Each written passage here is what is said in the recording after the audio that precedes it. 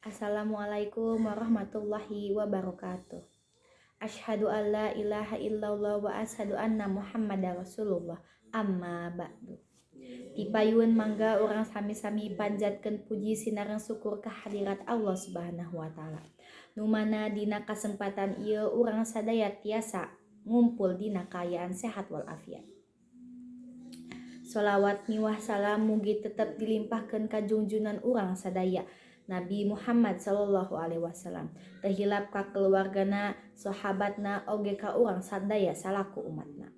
Hatur nuhun ka Bapak Ibu guru anu tos masian abi kasempatan ieu. Anu dipihormat Bapak Kepala Sekolah, anu kusimkuring dipihormat Bapak Ibu guru. Teras serencangan abi sadaya anu dipika cinta.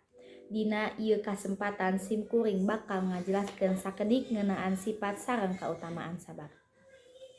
Kecap sabar asalna tina kecap sobaro yasbiru anu hartina nahan.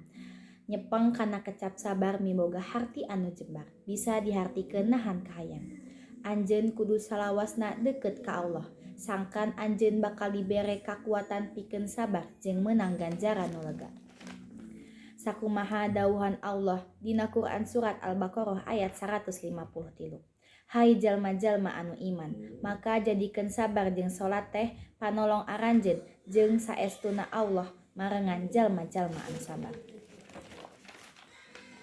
Dina ayat ieu ditetelakeun yen lamun aya jalma anu ngalaksanakeun salat fardu jeung mampu nahan dina kalawan kasabaran, mangka Allah ngajanjikeun pitulung ka hambana anu keur kasusahan. Sakitu nu tiasa simkuring haturkeun bili aya kecap anu teu matak nyenangkeun mana hadirin nyuhunkeun dipahapunten anu kasuhun. Mugia aya dina kasayan Allah Subhanahu wa taala. Amin ya Allah ya rabbal alamin. Wassalamualaikum warahmatullahi wabarakatuh.